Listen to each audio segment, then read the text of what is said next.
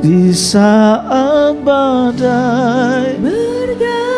Yang percaya bahwa Tuhan selalu menyertai kita dalam keadaan apapun, angkat tangan saudara. Serahkan segala pergumulan, persoalanmu pada Tuhan. Percaya di dalam Yesus ada kemenangan. Amin. Haleluya. Ku tenang, Kau Allahku. Ku tenang sebab Kau Allahku. Ku tenang sebab Kau Allahku.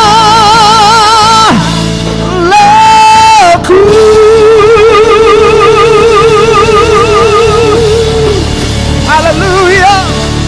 Berikan sorak-sorai bagi Raja di atas segala raja. Serukan haleluya. Haleluya. Haleluya.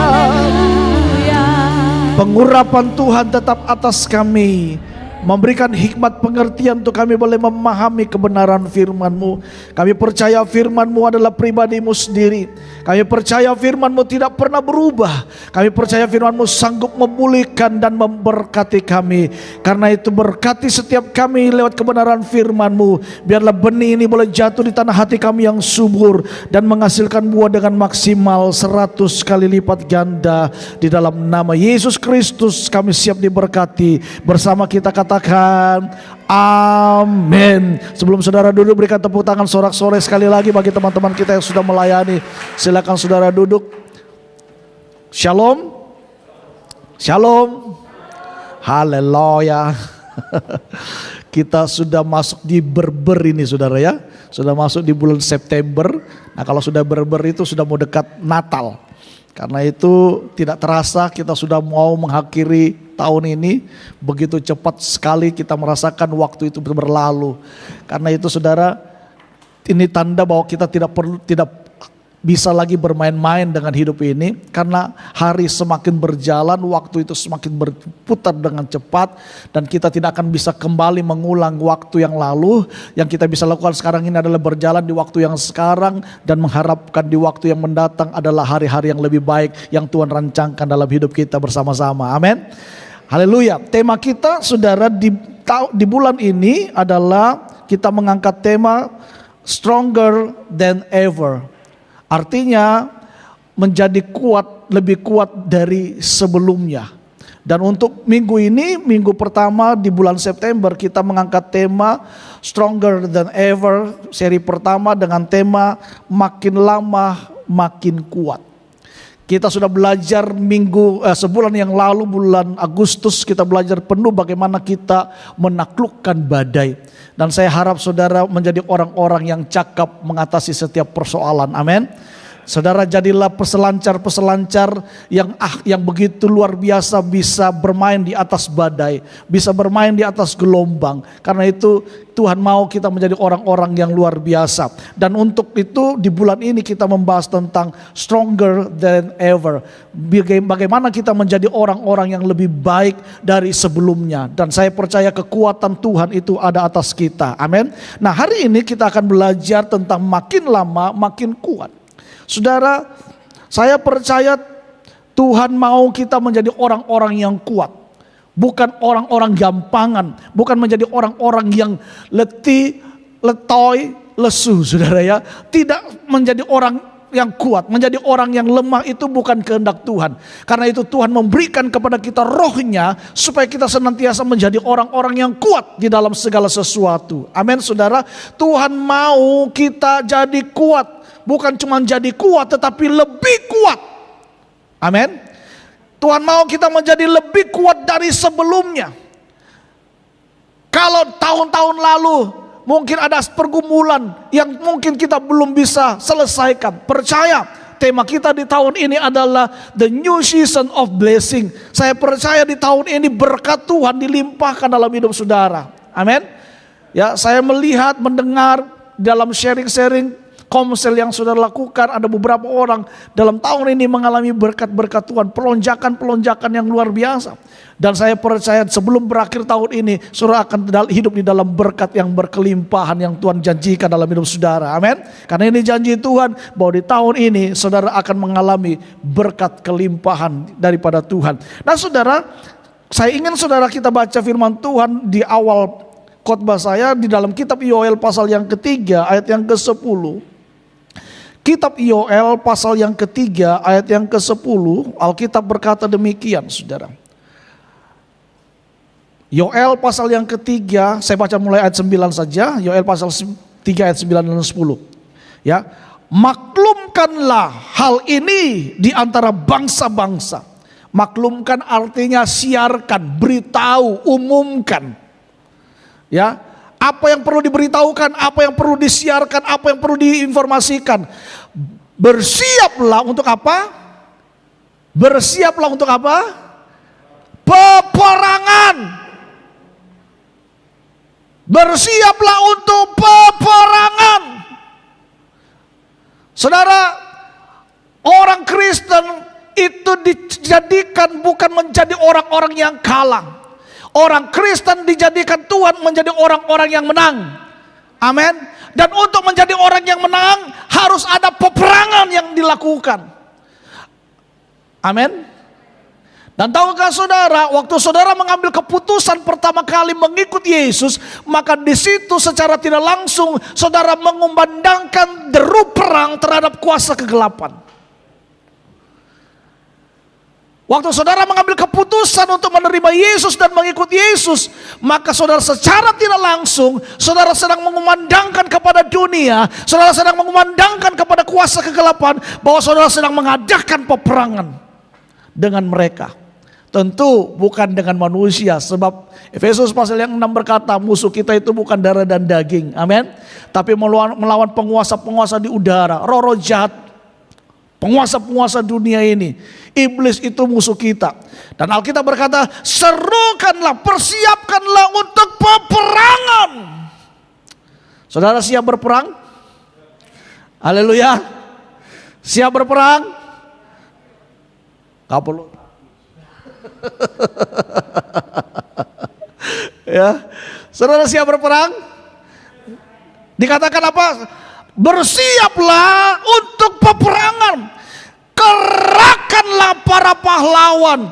Suruhlah semua prajurit tampil dan maju. Saya mau tanya, siapa di sini pahlawan? Oh, yang lain nggak yakin tuh saudara pahlawan. Ya, siapa di sini pahlawan? Oh, nggak yakin. Nanti kita lihat, saudara ya. Ya, suruhlah semua prajurit tampil dan maju. Saudara saya ini adalah pahlawan-pahlawan Kristus. Amin. Haleluya. Kita ini pahlawan-pahlawan Kristus yang dipanggil dari kegelapan masuk pada terang Allah yang ajaib untuk mengalahkan, menghancurkan setiap perbuatan-perbuatan kegelapan di muka bumi ini. Karena itu, saudara, kita nggak boleh berhenti untuk berperang. Kita harus terus tampil di medan peperangan. Dan di dalam peperangan itu, saudara dan saya harus menjadi pemenangnya. Haleluya. Karena itu bulan lalu kita harus belajar bagaimana kita mengatasi setiap badai dalam hidup kita. Itu adalah salah satu bagaimana Tuhan membawa kita dalam peperangan. Menghadapi badai-badai kehidupan ini, itu adalah bentuk-bentuk peperangan yang harus kita lalui. Dan kita harus tampil menjadi pemenang. Amin. Ayat yang ke-10 dari Yoel pasal 3 dikatakan begini. Apa? Tempahlah mata bajakmu menjadi pedang, dan pisau-pisau pemangkasmu menjadi tombak. Baiklah orang yang tidak berdaya. Siapa di sini yang merasa tidak berdaya? Pak, saya ini orang yang bisa apa-apa, Pak. Saya dari keluarga yang miskin, keluarga yang susah. Fisik saya lemah, saya ini suka sakit-sakitan, Pak. Gak mungkin, Pak, saya bisa mengatasi masalah saya. Ingat, Alkitab berkata hari ini dikatakan apa? Baiklah orang yang tidak berdaya. Berkata apa? Berkata apa? Sama-sama katakan, aku ini pahlawan. Amin. Orang yang tidak berdaya, baiklah berkata, ini pahlawan. Saudara tahu, mata bajak dan pisau pemangkas itu adalah alat untuk melakukan pekerjaan pada zaman itu. Mata bajak itu digunakan memang untuk membajak. Pisau pemangkas itu untuk membersihkan. Itu adalah alat-alat untuk bekerja. Dan Alkitab berkata, alat-alat itu dalam masa peperangan, di waktu lagi santai, harus diubah menjadi senjata. Mata bajak diubah menjadi apa? Pedang. Pisau pemangkas diubah menjadi tombak. Karena itu kita yakini di dalam spirit kita, di dalam roh kita, bahwa peperangan itu selalu ada. Di masa-masa yang orang bilang aman, tenang, damai, justru di situ kita harus berjaga-jaga.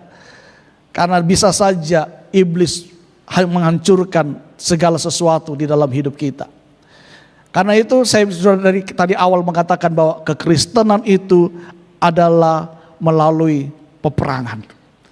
Kita tidak akan pernah berhenti berperang sampai pada waktu nanti Yesus datang kedua kali. Amin. Peperang di sini bukan melawan fisik, bukan melawan manusia, tetapi peperangan melawan kuasa-kuasa kegelapan.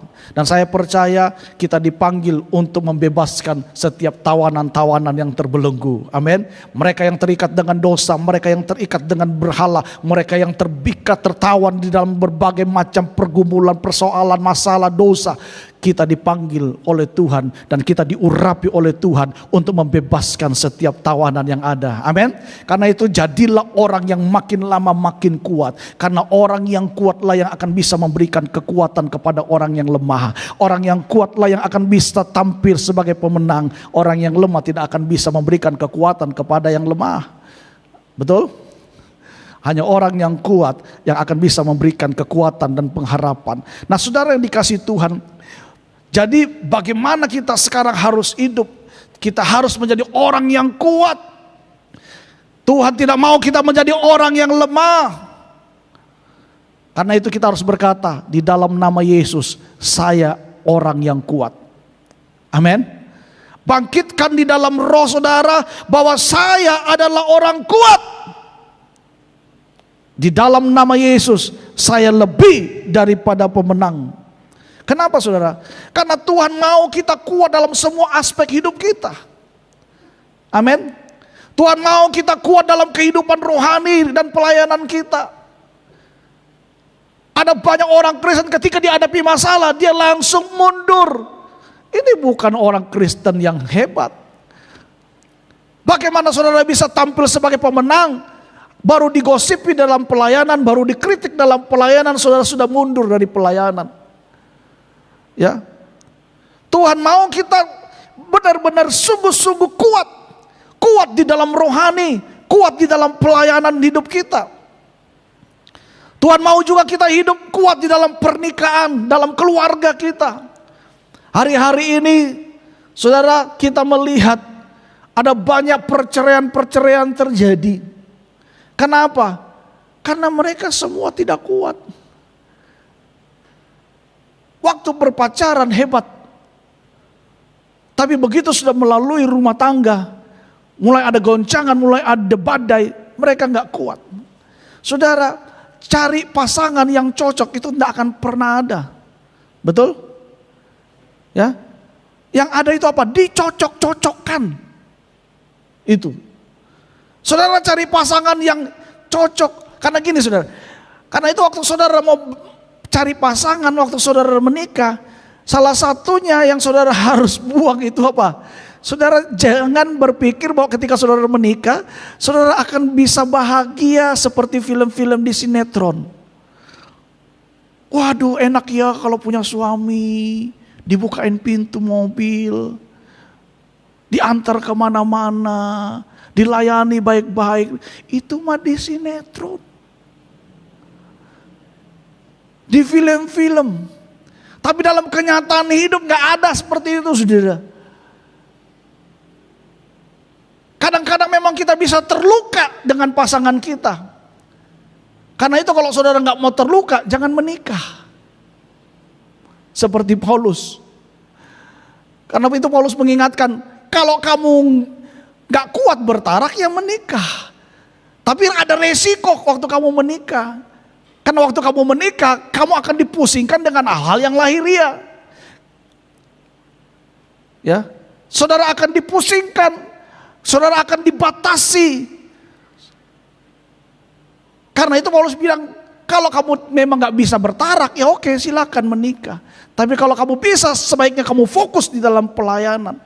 Karena itu saudara gak bisa menghindari konflik dalam pernikahan. Konflik pasti akan selalu ada. Tetapi kita harus menjadi orang-orang yang kuat di dalam pernikahan kita. Amin. Waktu badai konflik terjadi dalam kehidupan rumah tangga kita, bukan perceraian menjadi solusinya. Tapi yang harus menjadi solusinya apa? Tuhan yang harus diutamakan di dalam setiap pernikahan kita. Nah, Tuhan mau kita kuat dalam pernikahan. Tuhan mau juga kita kuat dalam apa? Kesehatan. Karena itu jangan jadi orang Kristen yang geragas, yang rakus. Rakus dalam arti begini, makan. Sudah tahu punya kelemahan tubuh, fisik. Kalau saya makan daging ini, kolesterol saya naik. Oh, gak apa-apa, di dalam nama Yesus. Nama Yesus adalah nama yang berkuasa. Lalu saudara makan itu babi guling, saudara makan itu babi ricah, saudara makan itu semuanya. Lalu saudara naik kolesterolnya dan kemudian menjadi sakit. Lalu saudara bilang gini, Tuhan, kenapa engkau mengizinkan penyakit ini terjadi dalam hidupku? Tuhan bilang, otak dipakai. Kita harus menjadi kuat dalam kesehatan kita. Karena itu kita harus jaga pola makan juga, saudara. Amin. Haleluya. Ada banyak orang bilang begini, Tuhan biarkan aku hidup lebih lama lagi supaya aku bisa melakukan pelayanan dengan lebih baik lagi. Aku bisa melayani Tuhan dalam seumur hidupku. Ya kalau saudara minta seperti itu, konsekuensinya jalani hidup dengan baik. Amin. Minta umur panjang, tapi makan gak pernah dijaga. Karena itu saudara jadi orang Kristen itu harus apa? Minum jamu. Jamu itu apa? Jaga mulut. Ya, waktu tahu ada kelemahan, kan yang mengerti tubuh kita ini ada pantangan, mulai merasa tidak nyaman, itu kan diri kita. Betul? Kalau saudara tahu, oh ini sudah mulai gak enak ini, jangan dimakan. Janganlah kita mencobai Tuhan Allah kita. Haleluya. Karena Tuhan mau kita menjadi orang yang kuat di dalam kesehatan kita. Tentu kita juga harus jaga pola makan, pola tidur dengan baik. Amin. Kalau masih muda mungkin bergadang gak masalah, belum ada efeknya. Saudara, apa yang saudara lakukan sekarang itu berefek 20-30 tahun kemudian. Memang sekarang belum berdampak karena saudara masih muda. Tapi nanti 20-30 tahun kemudian itu baru ada dampaknya. Aduh ini mulai sakit, berdiri sedikit sakit. Karena apa? Sering mandi tengah malam. Dan sebagainya dan sebagainya. Ya. Karena itu Tuhan mau kita juga kuat dalam pekerjaan dan keuangan kita. Amin. Ya. Karena saya percaya Tuhan tidak mau menjadikan kita menjadi orang-orang yang susah. Yesus itu menyelesaikan di atas kayu salib. Dia menjadi miskin supaya saudara dan saya menjadi kaya. Amin. Tuhan mau kita kuat dalam sukacita, damai sejahtera, selalu bergembira. Apapun yang terjadi, tetap tersenyum. Ada istilah orang bilang begini, awalilah pagi hari dengan senyuman. Saya pernah coba saudara mengawali pagi dengan senyuman. Siangnya saya mau pingsan. Karena itu awalilah pagi hari dengan sarapan. Jangan dengan senyum.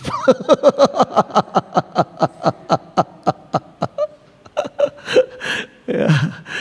Saudara, bersukacita itu tanda bahwa Tuhan itu ada dalam diri kita. Amin. Bersukacita tanda bahwa kita ini adalah orang-orang yang diberkati sekalipun memang ada masalah.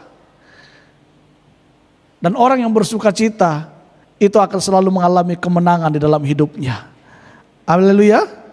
Saudara, bukan hanya Tuhan mau kita kuat, tetapi lebih lagi dikatakan apa? Tuhan mau kita makin lama makin kuat. Bukan cuma kuat, tapi makin lama makin kuat. Semakin hari semakin kuat. Kian lama makin kuat. Seterusnya kuat. Haleluya. Mazmur 84 ayat 6 sampai 8 dikatakan demikian. Berbahagialah manusia yang kekuatannya di dalam Engkau, yang berhasrat mengadakan ziarah. Ayat 7. Apabila melintasi lembah baka, mereka membuatnya menjadi tempat yang bermata air. Bahkan hujan pada awal musim menyelubunginya dengan berkat. Perhatikan ayat 8. Mereka berjalan apa? Berjalan apa? Makin lama makin kuat hendak menghadap Allah di Sion. Saudara, Tuhan mau kita makin hari makin kuat di dalam Dia. Di dalam menghadapi setiap apapun dalam hidup ini harus kuat. Amin. Kalau saudara bolak-balik jatuh di dalam hal yang sama, saudara, kita harusnya bukan cuma sabar, tapi juga harus sadar. Amin. Banyak orang ketika dia menghadapi masalah, dia itu sabar, tapi kurang sadar. Sabar dengan sadar itu beda huruf di tengah. B dan D. Sabar itu dia tidak melakukan, bukan yang pasif ya. Tapi kalau sadar itu aktif. Waktu dia melakukan kesalahan, dia sadar ini apa yang harus saya lakukan, apa yang harus saya koreksi, apa yang harus saya ubah. Itu orang sadar.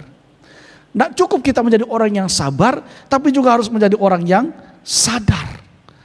Amin. Tuhan mau kita menjadi orang yang kuat. Tidak cukup saudara menjadi kuat saja, tapi juga Tuhan mau kita makin lama makin kuat. Sehingga kita menjadi orang yang apa? Stronger ever. Menjadi orang yang lebih kuat dari sebelumnya. Nah, pertanyaannya kan begini. Bagaimana caranya supaya saya bisa menjadi kuat? Saudara, kalau kita baca dalam 2 Korintus pasal 4 ayat yang ke-7. 2 Korintus pasal 4 ayat yang ke-7 dikatakan demikian. Tetapi harta ini kami punyai dalam bejana tanah liat, supaya nyata bahwa kekuatan yang melimpah-limpah itu berasal dari Allah, bukan dari diri kami. Saudara, cara untuk kita bisa menjadi orang yang kuat, maka tidak ada cara lain. Kita harus dapat kekuatan dari yang terkuat. Siapa yang terkuat? Yesus. Amin. Biasanya kita kalau ada masalah, menghadapi masalah di dunia ini kan kita cari orang yang lebih kuat. Betul? Cari backingan. Siapa ya kira-kira yang bisa punya kedudukan, punya power untuk bisa membantu saya dalam mengatasi masalah ini. Waktu saudara misalnya ditilang, ditangkap polisi, kita kan mulai cari, siapa ya kira-kira yang bisa tolong saya supaya saya bebas dari tilang ini. Waktu kita terkena hukum, siapa ya kira-kira yang bisa tolong saya, yang punya power, yang punya kekuatan di dalam hukum sehingga saya bisa lepas. Saudara, kekuatan di atas segala kekuatan yang ada di muka bumi ini Tuhan. Karena itu kita butuh kekuatan yang lebih kuat untuk bisa mengatasi. Dan itu cuma ada di dalam Yesus Kristus Tuhan. Sebab itu saudara, kekuatan yang melimpah-limpah itu hanya berasal dari Allah. Karena itu Paulus bisa kuat menghadapi berbagai macam tekanan, aniaya. Dikatakan karena apa? Karena dia mengandalkan kekuatan Tuhan. Dia bisa kuat dalam setiap kondisi keadaan apapun. Di dalam pelayanan dia mengalami penderitaan, mengalami aniaya. Dia bisa kuat karena apa? Karena Tuhan. Karena itu 2 Korintus pasal 4 ayat yang ke-8 dan 9 dikatakan begini. Dalam segala hal kami ditindas, namun apa? Tidak terjepit. Kami habis akal namun tidak putus asa. Kami dianiaya namun tidak ditinggalkan sendirian. Kami dihempas namun tidak binasa. Saudara, bukan hanya bertahan, Tapi karena kekuatan melimpah-limpah dari Allah itu membuat Rasul Paulus itu bisa mengalami kemenangan. Karena kekuatan yang luar biasa yang Tuhan berikan dalam hidupnya membuat dia menjadi orang-orang yang menang. Karena itu tidak menerima kekuatan dari Allah akan menjadikan kita gampang sekali jatuh, rebah, dan akhirnya mengalami kekalahan. Karena itu kita butuh kekuatan dari Tuhan. Amin. Ya, kalau kita tidak menerima kekuatan yang melimpah-limpah dari Allah, saudara, maka mudah sekali bagi kita untuk kita roboh, jatuh, dan sebagainya. Kalau saudara baca di dalam Alkitab, ada satu kisah orang yang naik tahta menjadi raja. Itu gak waktu lama, saudara, cuman sesaat. Ya, gak lama kemudian dia akhirnya rebah, dia jatuh. Cuman dalam waktu 7 hari. Dia naik raja, 7 hari memerintah, diturunkan rebah, jatuh, roboh. Kenapa? Mengandalkan kekuatan sendiri. Saudara, kita baca dalam 1 Raja-Raja ayat 16, pasal 16 ayat 15 sampai 18. Orang itu namanya Zimri. Ya, jarang orang nama Zimri. Ya, orang Kristen jarang memakai nama ini. Nanti kalau punya anak kasih nama Zimri. Saya juga belum tahu ini artinya Zimri itu apa. Oke, dikatakan 1 Raja-Raja 16 ayat 15-18. Dalam tahun ke-27 zaman Asa, Raja Yehuda, Zimri menjadi raja. Ia memerintah 7 hari lamanya di Tirsa. Sedang rakyat berkemah mengepung Gibeton yang termasuk wilayah orang Filistin. Setelah rakyat itu berkemah, itu mendengar orang yang mengatakan Zimri telah mengadakan persepakatan dan ia pun telah membunuh raja. Maka pada hari itu juga di tempat perkemahan seluruh Israel menobatkan Omri, panglima tentara, menjadi raja atas Israel. Kemudian Omri dengan seluruh Israel maju dari Gibeton dan mereka mengepung Tirsa. Segera sesudah Zimri melihat bahwa kota itu telah direbut, masuklah ia ke dalam puri istana raja, lalu membakar istana raja itu, sedang ia sendiri ada di dalamnya, dan apa? Ia mati. Orang yang tidak mengandalkan kekuatan Tuhan, mengandalkan kekuatannya sendiri untuk mendapatkan jabatan, untuk mendapatkan berkat, untuk mendapatkan apapun, dia tidak akan pernah bertahan. Karena semua yang diraih di luar Tuhan tidak akan mendatangkan berkat. Tapi apa yang kita raih di dalam Tuhan itu akan mendatangkan berkat. Bukan cuma bagi diri kita, tetapi bagi keturunan kita juga. Amin. Haleluya. Karena itu kerja harus dengan sungguh-sungguh, tapi juga harus mengandalkan Tuhan. Amin. Sebab Yeremia berkata, terkutuklah orang yang mengandalkan manusia, tapi diberkatilah orang yang mengandalkan Tuhan. Saudara, kita seharusnya menjadi orang yang selalu mengandalkan Tuhan. Kalau seandainya saudara diperhadapkan dengan musuh yang kuat, pintu yang tertutup, saudara menghadapi belenggu, saudara dihalangi, maka saudara tidak ada cara lain dalam hidup kita, adalah kita harus mengandalkan Tuhan. Tanpa kekuatan melimpah-limpah dari Allah, kita tidak bisa bertahan menghadapi apapun.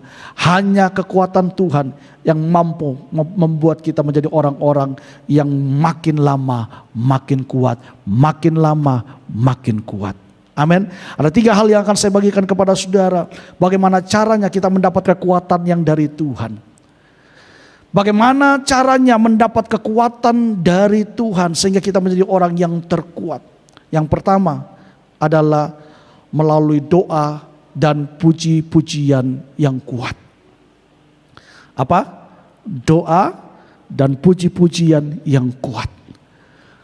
Kemarin kita sudah belajar bagaimana Silas dan Paulus di dalam penjara, dia bisa mengalami kemenangan, dia bisa mengalami kekuatan waktu dia menaikkan puji-pujian kepada Tuhan.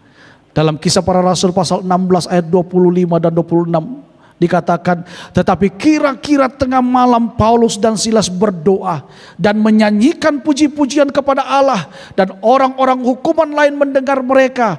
Akan tetapi terjadilah gempa bumi yang hebat sehingga sendi-sendi penjara itu goyah, dan seketika itu juga terbukalah semua pintu dan terlepaslah belenggu mereka semua.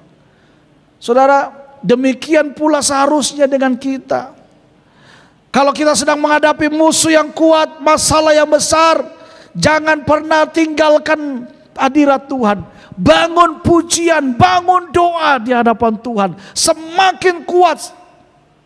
Amin. Jangan kendor. Kalau dulu cinta Tuhannya luar biasa menggebu-gebu, berdoanya itu mungkin bisa berapa jam. Harusnya semakin kita berjalan dalam pengenalan akan Tuhan, itunya harusnya semakin baik, semakin baik, semakin baik.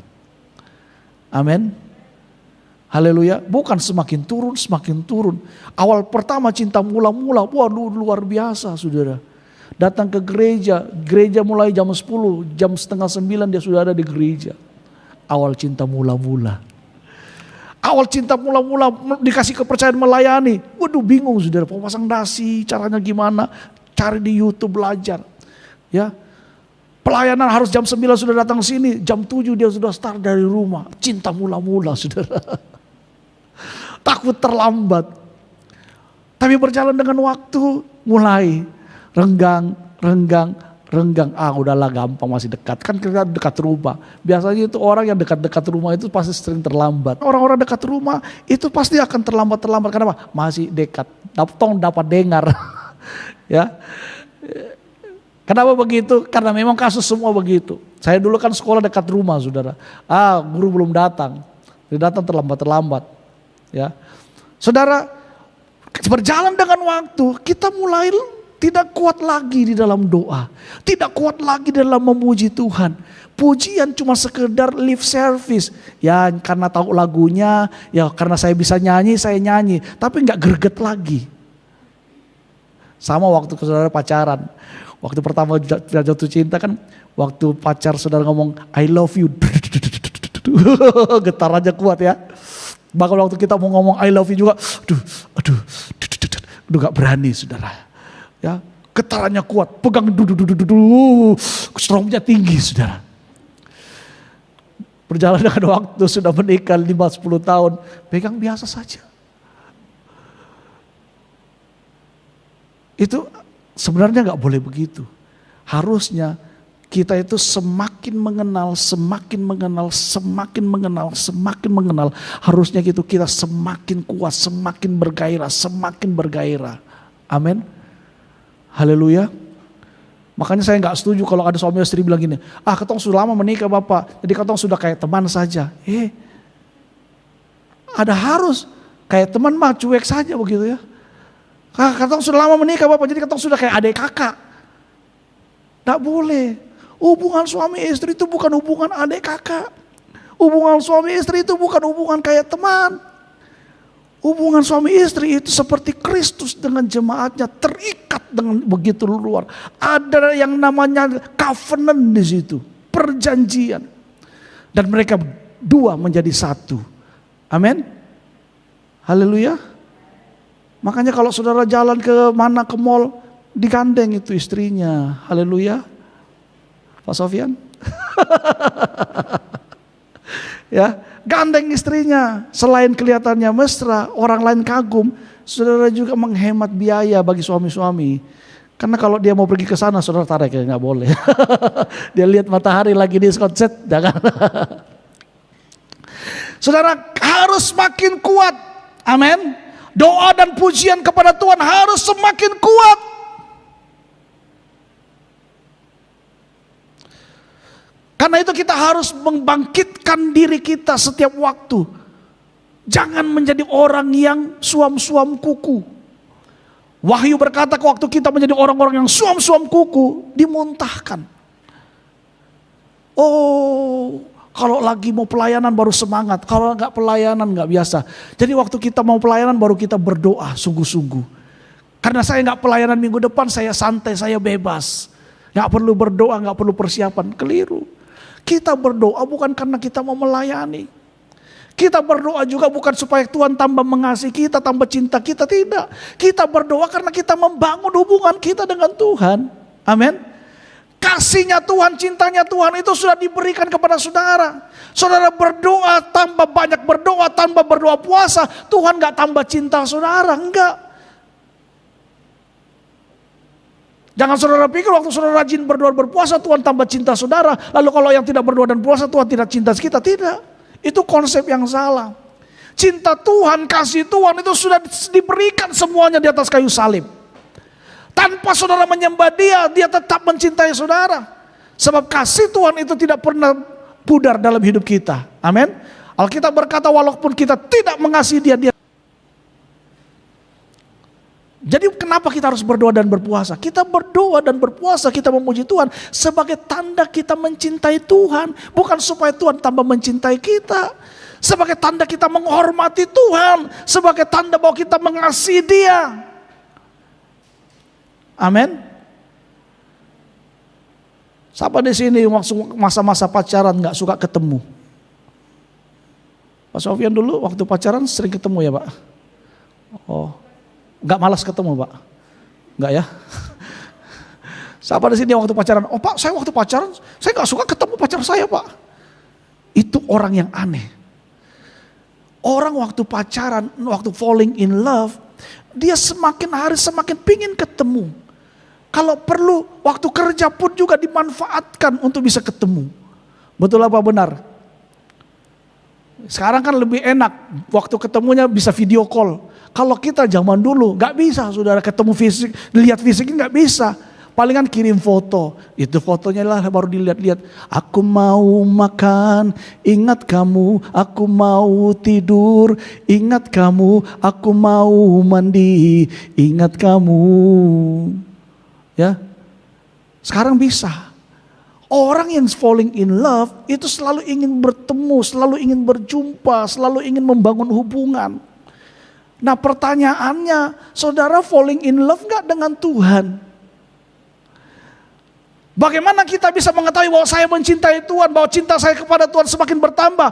Ada gak kerinduan saudara untuk berdoa? Ada gak kerinduan saudara untuk memuji Tuhan? Dan ada gak keinginan itu semakin kuat, semakin kuat, semakin kuat? Atau ada biasa-biasa?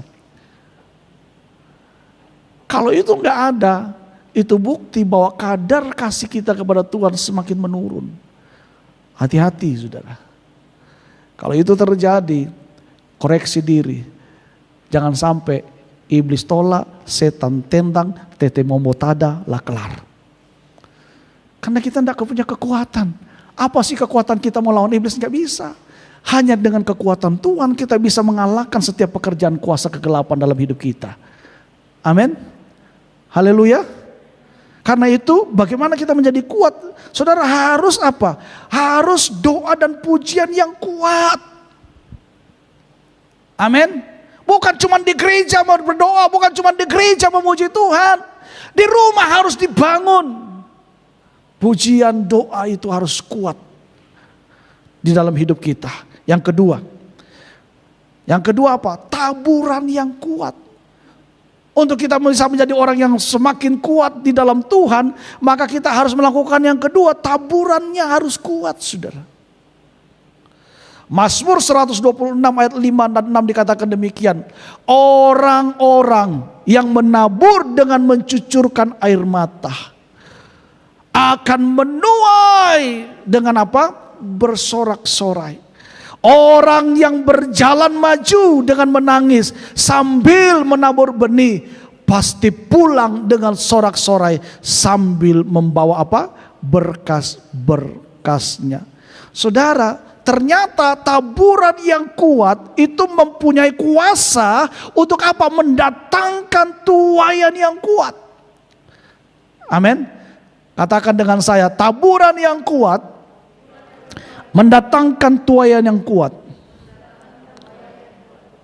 Haleluya. Alkitab berkata orang yang menabur dengan mencucurkan air mata. Aduh Tuhan, hanya ini Tuhan persembahanku. Gak ada yang lain, tapi karena Tuhan minta aku mau. Karena Tuhan yang memerintahkan aku mau. Sakit, menangis. Tuhan gak tahu harus berbuat apa. Tapi waktu saudara menabur, Alkitab berkata orang yang menabur dengan mencucurkan air mata akan bersorak-sorai. Yang menabur menangis sambil menabur benih akan pulang dengan sorak-sorai dan membawa berkas-berkasnya. Saudara, di dalam Alkitab Kejadian pasal yang ke berapa itu? Boleh ditampilkan. Ya. Nah, Kejadian 26 ayat 12-13. Ishak ini tidak pernah berhenti menabur. Sekalipun terjadi masa kekeringan, tapi Ishak menabur. Apa dikatakan? Maka menaburlah Ishak di tanah itu, dan dalam tahun itu juga ia mendapat apa? Hasil 100 kali lipat. Sebab apa? Ia diberkati Tuhan.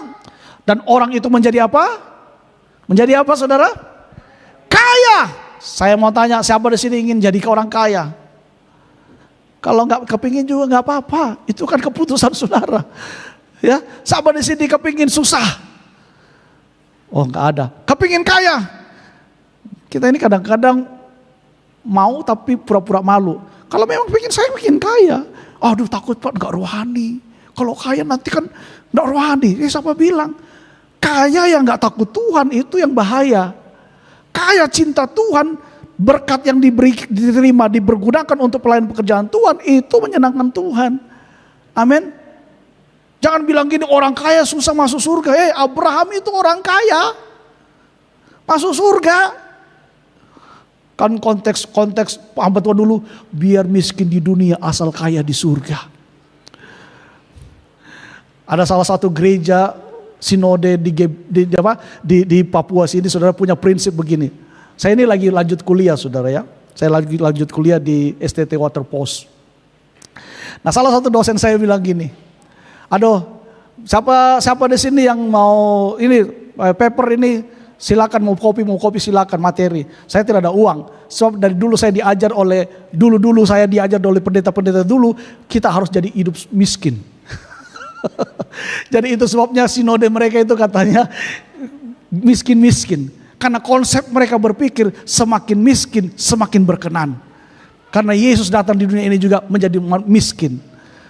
Ya, itu konsep yang salah. Kalau kita ikut Tuhan menjadi miskin, saya nggak mau ikut Tuhan. Saya mendingan ikut Gunung Kawi. Siapa di sini mau ikut Tuhan tapi miskin? Tolong angkat tangan, kita foto rame-rame. Saya ikut Tuhan gak mau miskin. Saya ikut Tuhan mau diberkati. Amin. Tapi apakah ikut Tuhan pasti kaya? Gak tentu juga. Ya, yang penting itu diberkati. Amin. Haleluya. Berkat itu apa sih? Berkat itu sesuatu yang mendatangkan kebaikan, itu berkat. Kita lihat anak-anak kita sehat, itu berkat. Kita bisa diberikan Tuhan kekuatan untuk bekerja, itu berkat. Haleluya. Ya, siapa di sini mau kaya? Oh, makin bertambah. Tadi nggak ada yang angkat tangan. Haleluya. Ya, dikatakan dan orang itu menjadi kaya, bahkan kian lama, kian kaya, sehingga ia menjadi sangat kaya. Menjadi kaya karena diberkati Tuhan.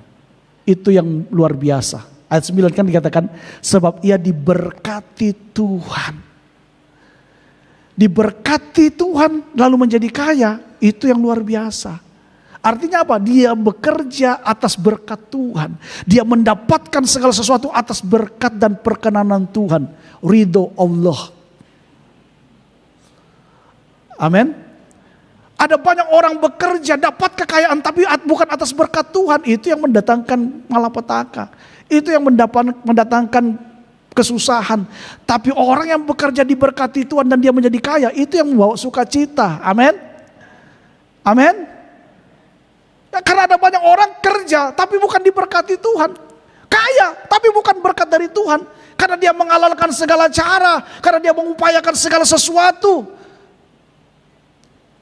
Kompromi sana, kompromi sini. Bisa jadi kaya, bisa.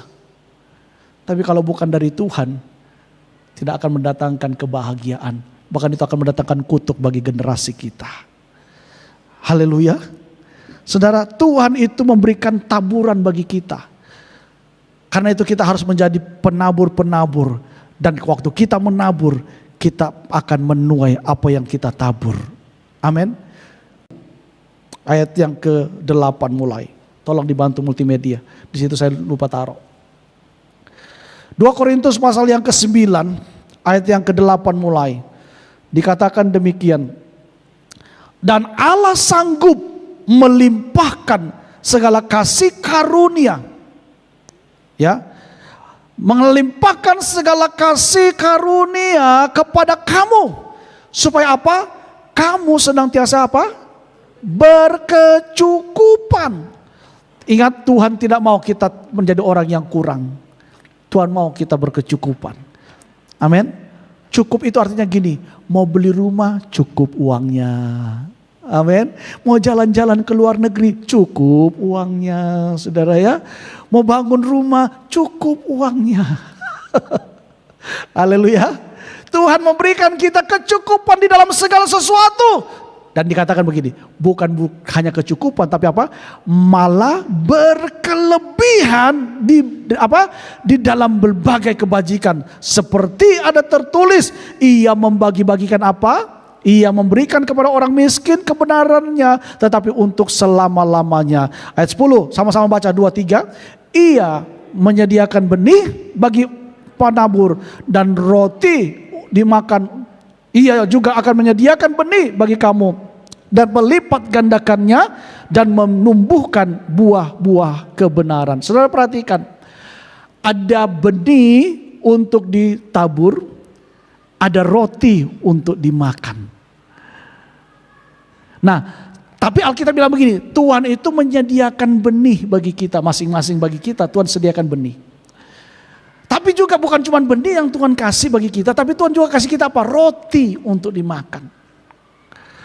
Nah, kebanyakan orang Kristen itu kenapa dia tidak mengalami penuaian dalam hidupnya? Karena roti yang untuk dimakan dia makan, lalu benih yang untuk dia tabur dia makan juga.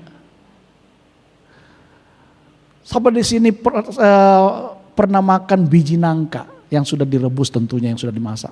Enak ya saudara ya? Biji nangka itu, contoh misalnya begini, saya di rumah misalnya ada pohon nangka, buahnya manis. Lalu Pak Sofian datang ke rumah bertamu, saya sodorkan nangka, ayo makan sih satu buah nangka, bukan pohon nangka. Dia bawa pulang satu buah nangka, manis, masak pohon, bukan karbitan. Sampai di rumah, dia hidangkan dengan keluarga, makan buah nangka. Setelah itu bijinya dikumpul. Harusnya itu biji ditanam, ditabur. Supaya apa? Nanti dia bisa menuai nangka lagi. Betul? Tapi kebanyakan kita bijinya dikumpul bukan ditabur. Tapi apa? Direbus. Lalu dimakan. Makanya waktu musim menuai nangka, dia gak bisa menuai. Dia beli lagi. Oh gak apa-apa kan duit banyak. Oke. Sampai berapa banyak saudara mau buang uang sia-sia.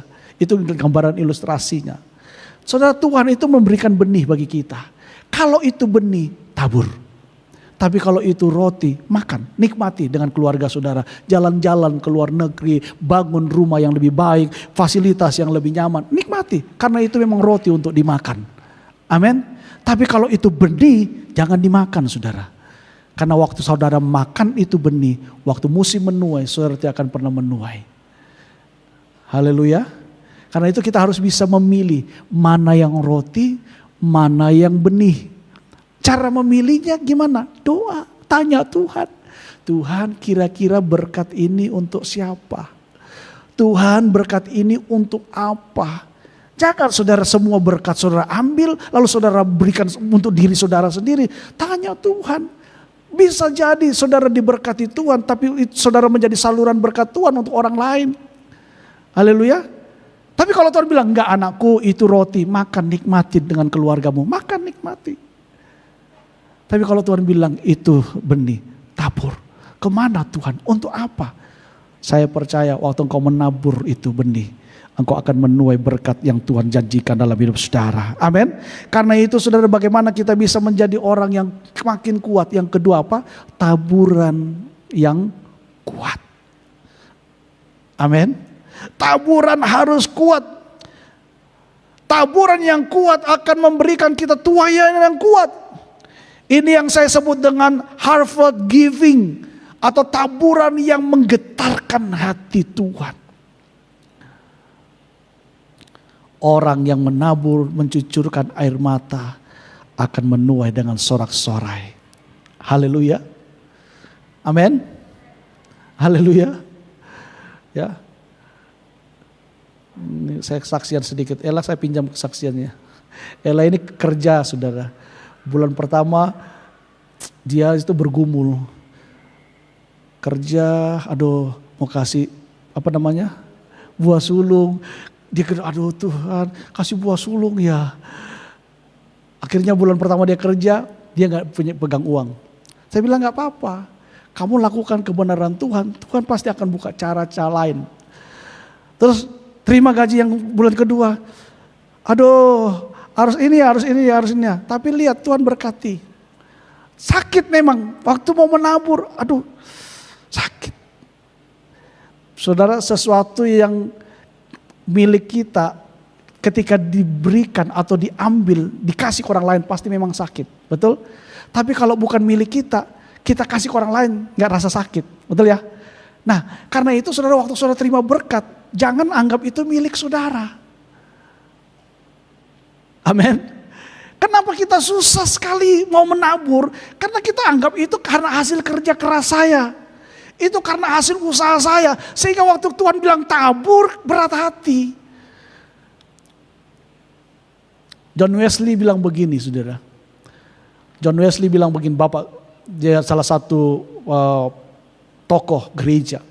Dia bilang begini, orang Kristen yang baru bertobat, itu pertama kali terjadi pertobatan harusnya itu apa? Di dompet. Dia bilang pertobatanmu itu harus ditunjukkan lewat dompetmu.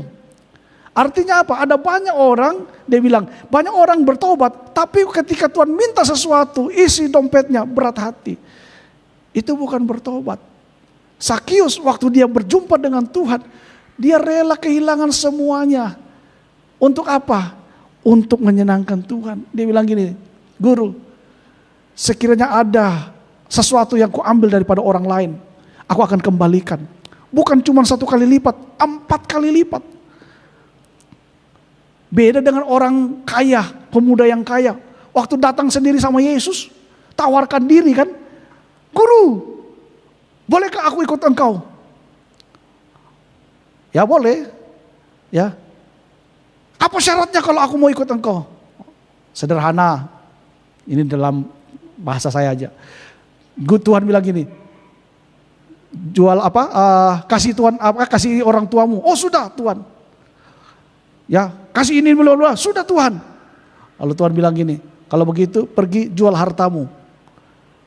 Saudara tahu, Alkitab mencatat, maka pemuda itu pergi meninggalkan Yesus dan tidak pernah kembali lagi. Sesuatu yang kita merasa ini karena Tuhan, karena ini milik Tuhan, saya cuma sealat Tuhan. Waktu Tuhan minta, kita dengan mudah melepaskannya. Amin. Orang yang selalu begini tidak akan pernah menuai. Tapi orang yang menabur pasti akan menuai. Amin. Ya, orang kan menabur itu tangannya begini, saudara ya, betul ya. Beda kalau begini itu menuai. Apa namanya? Meminta-minta, nggak menuai. Tangan begini kan menabur. Nah, orang waktu menabur, tangannya kan begini. Orang waktu dia menabur, dia juga bisa menuai. Tapi kalau tangan begini nggak bisa nabur, nggak bisa juga menuai. Tapi kalau kita menabur, kita akan bisa menuai. Amin. Karena itu jangan pernah menjadi mental yang cuma mengharapkan Tuhan berkati aku, berkati aku, berkati aku, berkati aku, berkati aku, berkati aku, berkati usahaku, berkati keluargaku, berkati anjingku, berkati ternakku, berkati semuanya untuk diri sendiri. Tapi giliran Tuhan bilang beri, kita hitung-hitungan, kalkulator kita mulai jalan. Tapi saya harap itu tidak ada di jemaat ini. Amin. Kita semua diberkati untuk menjadi berkat.